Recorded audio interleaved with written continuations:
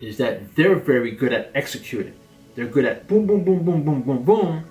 And sometimes when you come in and you say, whoa, hold up, let's discuss the big picture aspect, you'll notice that you're just wasting their time. It's like, no, we don't have time for that big picture, feel good, trying to feel, trying to think about everyone. We just want to execute, boom, boom, boom, boom, boom, boom.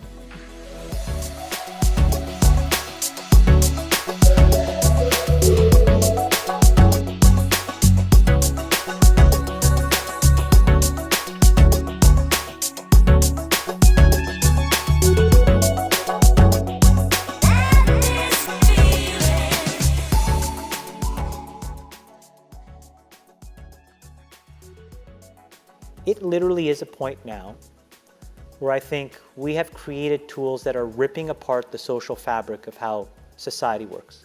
That is truly where we are. And I would encourage all of you, as the future leaders of the world, to really internalize how important this is. If you feed the beast, that beast will destroy you. If you push back on it, we have a chance to control it and rein it in. And it is a point in time where people need to hard break from some of these tools and the things that you rely on.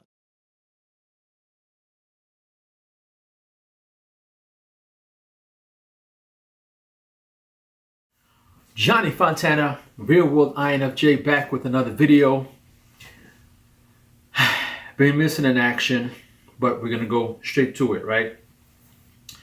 I'm starting off with this video just to give some context and some perspective, right? Because I have a few other videos that are in the pipeline that I recorded previous to this that sort of deal with more of me going against the grain, if you will, right? Basically going against the system, because I'm starting to see certain things, okay? Again, INFJ, whether you subscribe to that or not, but if you subscribe to understanding patterns and seeing things, okay, before they happen, just from there, and then you start to feel certain things, and then you start to see other things that sort of make sense, okay, not just because of people telling you things, but just because genuinely how we're able to pick up these things. If you're an INFJ, you understand that. I'm starting to pick up that more and more because of the advance of technology, okay, we have more and more self-help junkies. And unfortunately, we know that INFJs, or those who are more introverted, seem to be more susceptible to sort of depression and wanting to know oneself and so forth and so on, right? And so with that being said, because of now this sort of appeal, okay, of the different platforms like INFJ forums and or MBTI forums rather, and YouTube, and you have a lot of MBTI enthusiasts, okay? Now it's providing a platform. Unfortunately now, people now are sort of like, it's more of like people finding themselves and using these platforms as a way to sort of understand themselves, which is fine. On the outside, it's good, fine, you find like people, but at the same time now, there's a little bit more finding than providing guidance, okay? So fortunately for me, and I say fortunately, and I really stress fortunately, okay, I have been put in a position early on where I was exposed initially to certain career opportunities that have, and upon that, has allowed me to then progress in that particular career path, and then we'll move on to different areas and navigate through life, which has enabled me to suppress many of the INFJ character traits, okay, some of the negative ones, okay, that deal with, feeling lonely, feeling depressed, not understanding, the reason why we exist, and just constantly being in question of things, right? And wondering why we give more than we receive, and so forth and so on, right? And just being so analytical and in depth, and not being able to relate to certain people. So with that said, I'm starting to see a trend where you have more of people explaining and giving foundation, if you will, without actually providing real world experience so that others can actually learn. Okay, so those videos deal with that, and I don't want to go too much into detail because, but those are a little bit more intense, right? So I want to give off this video so you can see that I'm not that as aggressive all the time, that I'm well intentioned, and that I really want to help, right? But it's just that I've come to a point where I'm starting to see things, and I don't like the way that, the direction the MBTI community is headed. Okay. With that being said, let's get along with this video, which is basically about the INFJ. Okay, myself. Okay, I don't speak for everyone. If you subscribe to the INFJ, if you understand some of the, I guess, character, personality traits, okay, and even if you're not INFJ, okay, but if you subscribe, okay, and you deal with these as well, then by all means, good to go, okay.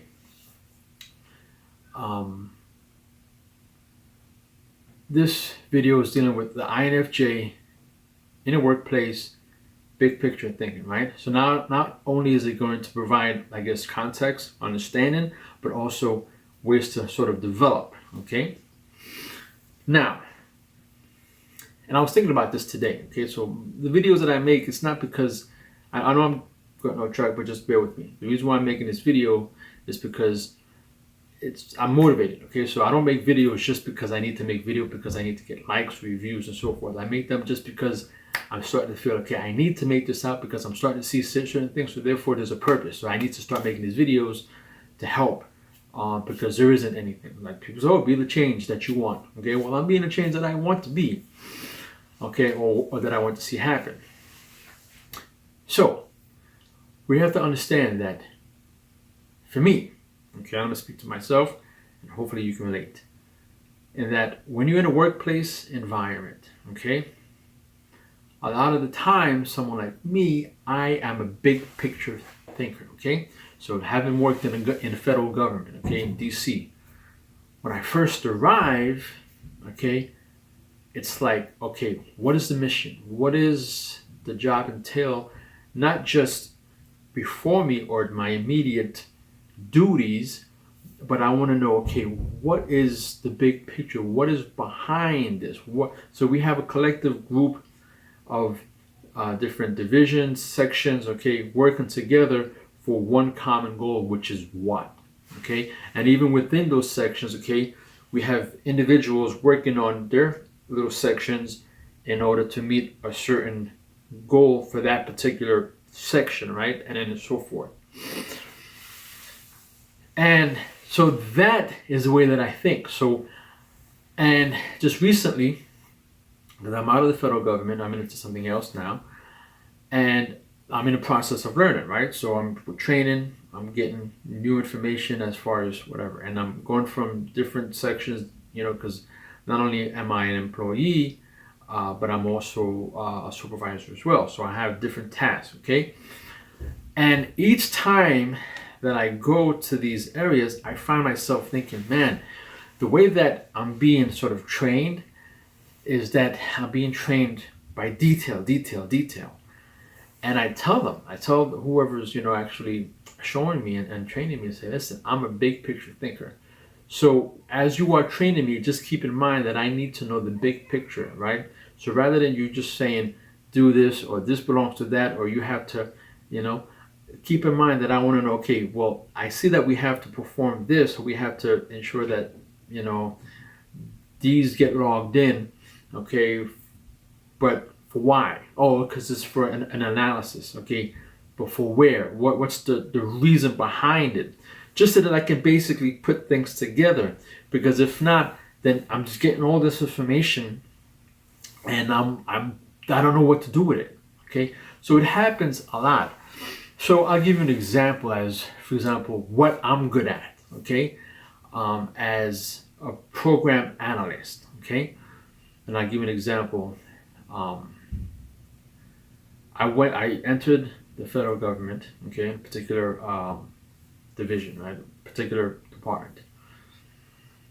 And I started to see certain things were happening, and I started to see certain things, right? And I'm like, well, this just doesn't make sense. Okay, the phone systems were sort of jacked up.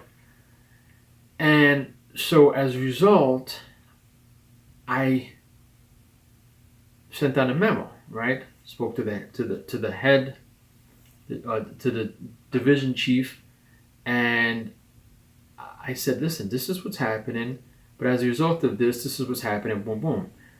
She says, write a memo, go ahead and take care of it. So from there, I then created the memo, identified all the areas, all the discrepancies, what was happening, and then I submitted it. Unfortunately, they wanted me to now handle and for me to delegate to the individuals who actually work in the system, which was a pain because the thing is, it's like, I'm good at the big picture. Like I see, okay, this is wrong. This is happening because I see this area here is not communicating with here. They're not communicating with here. So as a result of these people not communicating with here, there's a sort of break and flow and communication between here.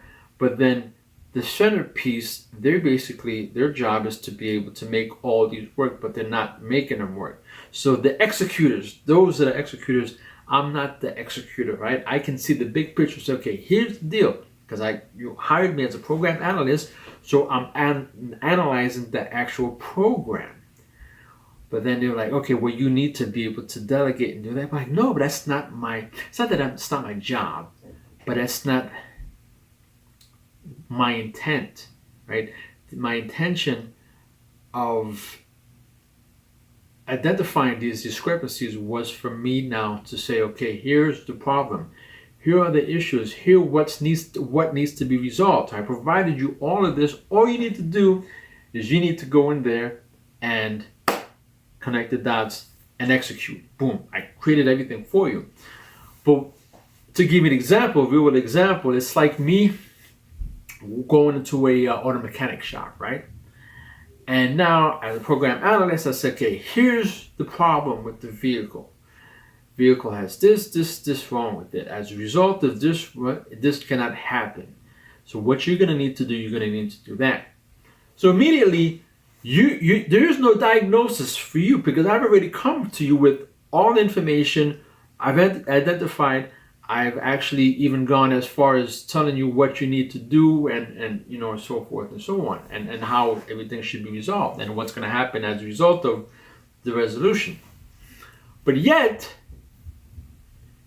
you still now want me to go in there and point and say, okay, well, here it is. You're going to have to now, matter of fact, let me get this tool, unravel everything, remove all the parts, all the main components, and then say, here we go, this needs to be found. So it's like, okay, so I might as well just do the job. You might as well pay me for that as well.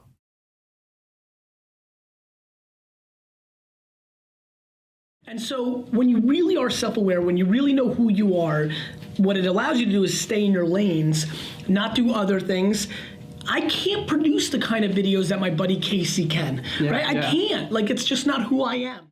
I say that because you're like, okay, but I don't understand the connection. I say that to say is that people like us who have that big picture thinking, we're so good at being able to identify all the inner workings and the details, identify and see how they're not working to create that big picture, that people think that we're then able to now go in there and actually fix things and work things. But it's like, no, like, I'm not the IT guy. The IT guy is the one that knows how to go in there and fix things, right?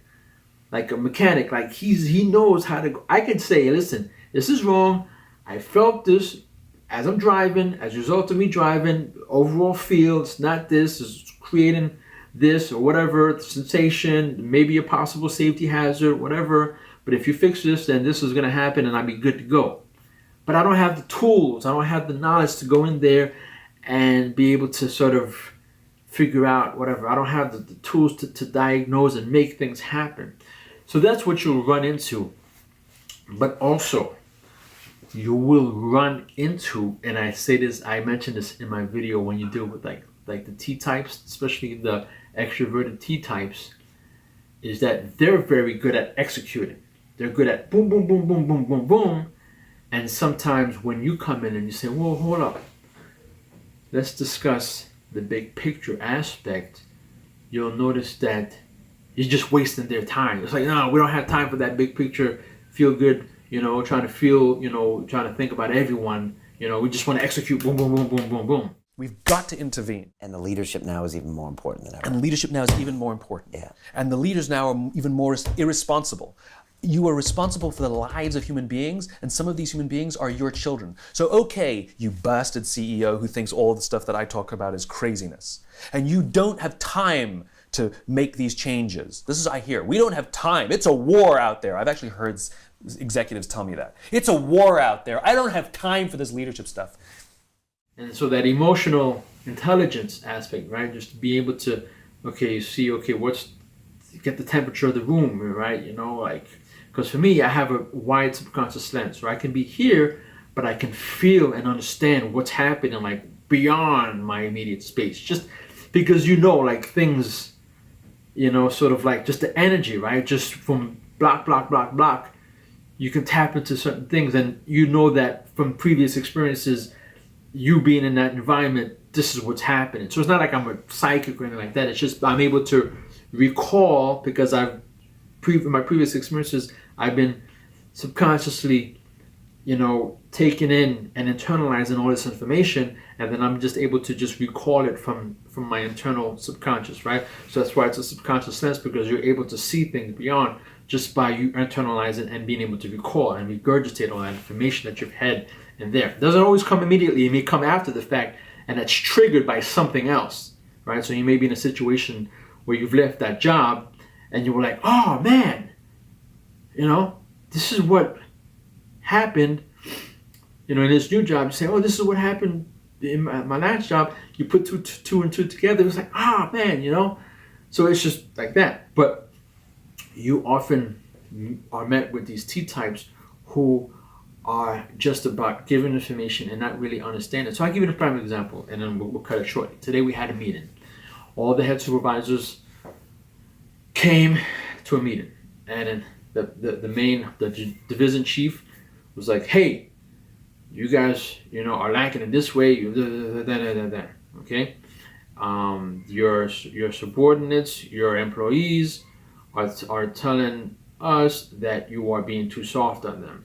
And when it comes to the administrative side, okay, you're lacking this, whatever, boom, boom.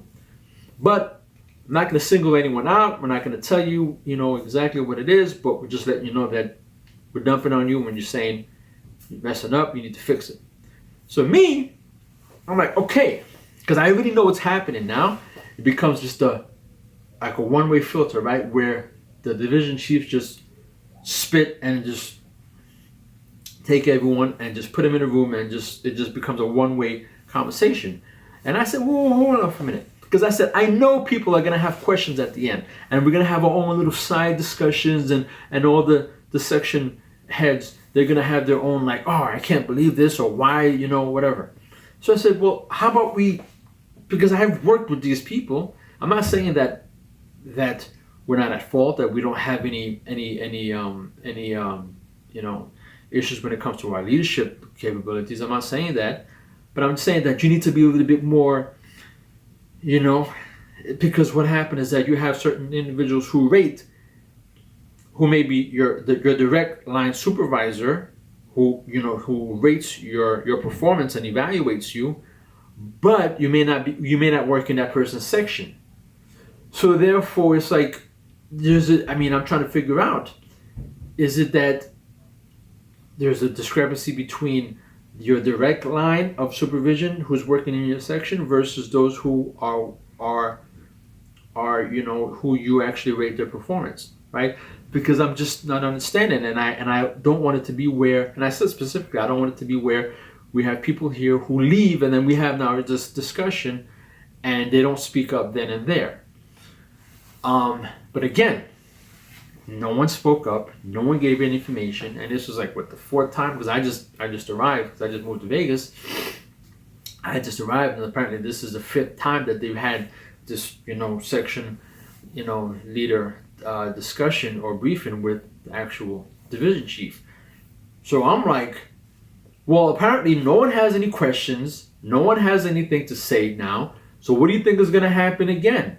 Because there's no discussion, there's no dialogue. It's just you saying, okay, you guys are messing up. Okay, but where? Like, okay, fine, you don't want to single people out, but all you're saying is that you're messing up, you need to fix, you need to fix, you need to fix. And then when I say, okay, well, what give a little bit something more. Oh, well, yeah, you should know if you messed up or not, or the individuals know if they messed up or not. Again, it's just that, like, I need to know big picture, like, what are we working towards? Because it's like these little details or lack thereof, it's just mind-boggling, and it just frustrates me. And then, like, I see it, right?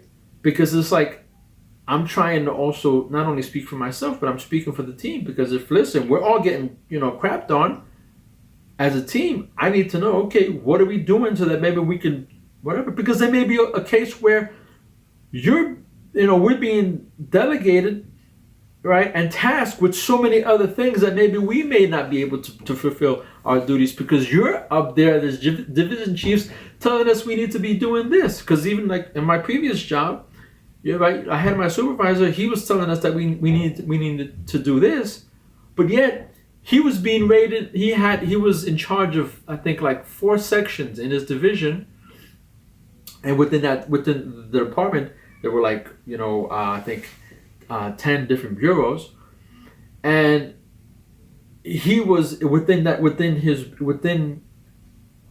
bureau, and in the section within the bureau, he was tasked with like, I think 5 or 6 offices. You see what I'm saying to you? But yet he was being told to do this, he needed to do that, he needed to do that, and yet, so he lacked knowledge in certain areas. So like in my area, he had no idea what our duties were, because he was just running around doing all these things. So he was lacking in certain areas. You see what I'm saying to you? So, and it comes a point in time where you have to be able to speak up and have that dialogue, but no one did. So it's from previous experience, understanding and being able to now recall this information, and that's why I spoke up. And I've had that situation before, and actually no one spoke up. And then you say, okay, but as an INFJ, how would you speak up? And again, and this is one of the things that is really bothering me, because I see this all the time online. It's like, oh, well, yeah, like, INFJs, they making YouTube videos, like, that's even if they're INFJs. It's like, oh, if you're going to actually question whether or not a person is an INFJ for actually doing a video, maybe you should question yourself. Because I fail to realize, or I understand how we can just not be placed in some box where we just don't do anything with our lives. It's like, how do you function? You're 40 years old. Okay, well, you don't have any kids? Oh, no, INFJs, we don't have any kids. Okay, get out of here. See, I'm going into that place, and I don't want to get into that place, because I see so much of it. And it just is very irritated, because I'm like, if someone who's married, and the thing is, it's like, that's the thing. These YouTubers and online posters, they direct their information to the few who are just not involved in real world. Where you have other people who are busy with life, who may not be doing these videos like I am, and I'm not looking for a whole lot of views, but they may be not, but some of them, they may need guidance, but they're not receiving it. And that's one of the issues that I have. So, in closing, I just want to say that as you approach your job, okay, understand that, especially if you have that intuition, okay, you're introverted and so forth, you sort of like to lead, but from behind, right? Like for me, like I see certain things, I'm not the go hard charger. Hey, everybody, we need to get up here and do this. No. I sit back, I see, and then someone, say, listen, hey, I see where you're coming with that, but that person you have to pay attention to him because he's actually pretty good. I think you need to utilize him. Yeah, this person right here, you may need to sort of get him going because I see his morale is kind of low. Let's do something for him to get him going and so forth and so on. And I'm able to see the different skill sets. I'm like, yeah, this person is good at that. But again, going back, this is the final thing that I'm going to say. What I've experienced even here is that you have people who are placed in positions who may not necessarily be bad at what they do or bad workers or bad employees, but they aren't able to perform at their highest levels because they're mismatched with their duties. Okay, obviously I'm not saying that every person has to be perfectly matched with your job. However, there comes a point in time where you need to now assess the individuals and then say, okay, here we go. Can we put you here? Can we do that? If not, then we'll move someone to a better job. Or do you actually have the capacity? Do we have the time to train you and, cultivate and groom you in order to better perform at this? Okay, but again, that's big picture analysis rather than saying, oh, no, we can't deal with you. Put someone in there. Those are the executors of the E-types. They don't really care about the person, the feeling about developing. They just new person. Oh, new person. They don't even care about if the person even is capable of doing it. They just say, okay, just put a body in there. And then when things go wrong, we'll move them to the next person. And then now you come up and say, okay, well, you guys are not doing your job. You guys are lacking. Why do you think that is? Big picture. Johnny Fontana, Real World INFJ. Again, I don't really keep track of these videos. Okay, if you want to get in contact with me, ask me specific questions. info@boothridertv.com. That's my email. I'm mostly keep track of my DJ channel. Okay, again, the INFJ thing is just one of those things. I just put the information out for people. Okay, so I'll be coming up with new videos, especially with my wife. We're gonna have a relationship video, like maybe 2-3 parts of me basically having a discussion with her and her, going into detail as far as to what she's observed and so forth and so on, and as an ESTP. Johnny Fontana, Real World INFJ, we out.